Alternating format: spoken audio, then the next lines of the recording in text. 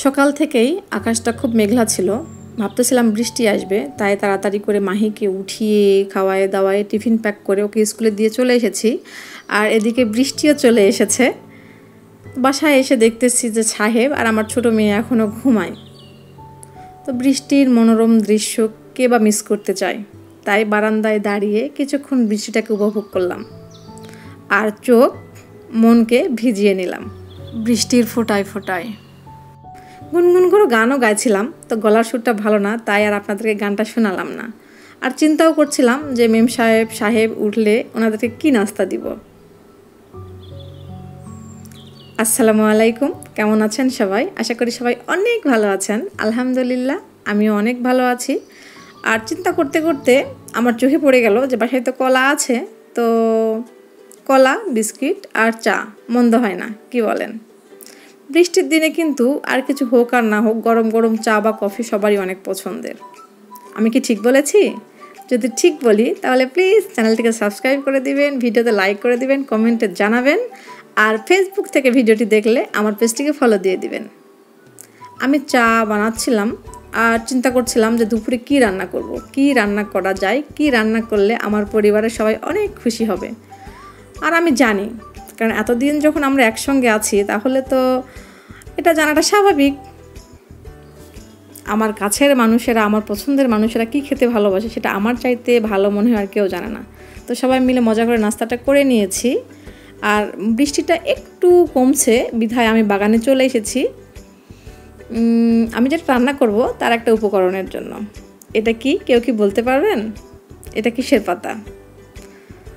যাই হোক, আর আপনাদের চিন্তা না করাই, এটা হচ্ছে লেবুর পাতা। আপনারা অনেকে জানেন, হয়তো বা কমেন্টে বলবেন ইচ্ছে করলে, মানে যদি আপনাদের মন চায় তাহলে কমেন্টে বলতেও পারেন যে আপনারা আগের থেকে জানতেন। তো এখানে আমি লেবুর পাতা কয়েকটা উঠাই নিয়েছি। ভাবলাম যে মাংস রান্না করব, ভেড়ার মাংস। আর রান্না করব কোথায়? ছাদে, আমার চুলায়। তো এসে তো আমার মাথায় হাত, আমার চুলায় তো মানে রান্নাঘরে তো বন্যা চলে আসছে। তো কিছু করার নাই, বন্যাটাকে ছিঁচে ফেলে দিয়ে আমি এখানেই রান্না করব। এই কারণে আমি পানিটা ছিঁচে ফেলে দিয়েছি। আর এখানে আমার সমস্ত উপকরণ নিয়ে এসে একটা কাঠের টুকরার উপর রেখেছি। আজকে আমি রান্না করতেছি ভেড়ার মাংস। ভেড়ার মাংসটা আমার অনেক পছন্দ। যারা আপনারা আমার ভিডিও দেখেন তারা তো জানেন, তো সাহেব অতটাও পছন্দ করে না। তো আমি এখানে গরম পানি আর লেবুর পাতাগুলো দিয়ে দিয়েছি গরম হওয়ার জন্য, যেটা যখন এটা বলক আসবে তখন আমি এখানে ভেড়ার মাংসটা ছেড়ে দেব। এই যেখানে বলক চলে এসেছে, এখন আমি এখানে ভেড়ার মাংসটা দিয়ে দিব। আমি এটা জানতাম না, এটা সাহেবই আমাকে বলেছে যে এভাবে নাকি গরম পানিতে ভেড়ার মাংসটা ভালো করে উল্টিয়ে পাল্টিয়ে ধুয়ে নিলে ভেড়ার মাংসের যে ফ্লেভারটা ওটা নাকি কমে যায় বা থাকে না। যাই হোক, আমিও প্রথমবার ট্রাই করতেছি, দেখি কেমন হয় কি হয়। আপনাদের অবশ্যই আমি জানাবো। তবে একটা জিনিস আমি দেখেছি, আপনাদের ক্ষেত্রে এটা হয় কিনা জানি না, তবে আমি দেখেছি যে যে পরিবারে ছেলে মানুষ যেটা খায় না সে জিনিসটা খুব কম আসে বাজার থেকে। তবে আমি অনেকটা লাকি, এ কারণে আমি যে জিনিসটা পছন্দ করি সাহেব বারবার সেটা নিয়ে আসে, আর সে দেখতে পেলেই নিয়ে আসে। সাহেব কিন্তু ভেড়ার মাংসটা অতটাও পছন্দ করে না, জাস্ট 2-1 পিস টেস্ট করে, এতটুকুই। তো সাহেব যখন বললো যেভাবে রান্না করলে সে মনে হয় খেতে পারবে, তাই আমি এভাবে রান্না করতেছি। মাংসটাকে আমি সুন্দর করে ঠান্ডা পানি দিয়ে ধুয়ে নিয়েছি, আর এরপরে এখন এটাকে আমি মাখায় দেব। তো আমরা নওগাঁবাসীরা কিন্তু গরুর মাংস বা মুরগি, হাঁস, এই ভেড়া, এই জাতীয় মাংসগুলো বেশিরভাগ আমরা মাখায় রান্না করি। তো আপনারা কে কোন জেলা থেকে দেখতেছেন আর আপনারা কিভাবে রান্না করেন প্লিজ কমেন্টের মাধ্যমে জানায়েন। এখানে সমস্ত উপকরণ আমি দিয়ে দিচ্ছি, আর সমস্ত উপকরণ দেওয়ার পরে আমি এটাকে সুন্দর করে মাখিয়ে নেব। আর মাখিয়ে নেওয়ার পরে এটাকে তেলে, কিন্তু সরিষার তেল যেহেতু একবারে দিয়ে দিচ্ছি, আর মাখিয়ে নেওয়ার পরে এটাকে ঢাকা দিয়ে রেখে দেবো হালকা পানি দিয়ে, মানে যতটা পানি লাগবে আর কি সেদ্ধ হওয়ার জন্য। তবে অনেক বেশি গ্যাদ করে সেদ্ধ করে নিব না আমি।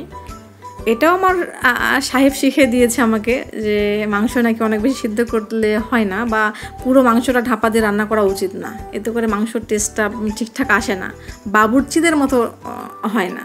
তো এই কারণে আমি প্রথমবার যখন বলক আসে এরপরে ঢাকনাটা সরিয়ে ফেলি, আর কখনো ঢাকনাটা দিই না লাস্ট অবধি।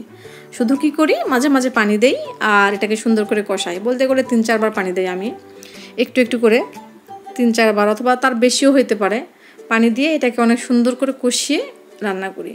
আর এতে করে মাংসর কালারটা যেরকম ঠাসা আসে, টেস্টটাও কিন্তু অনেক বেশি হয়।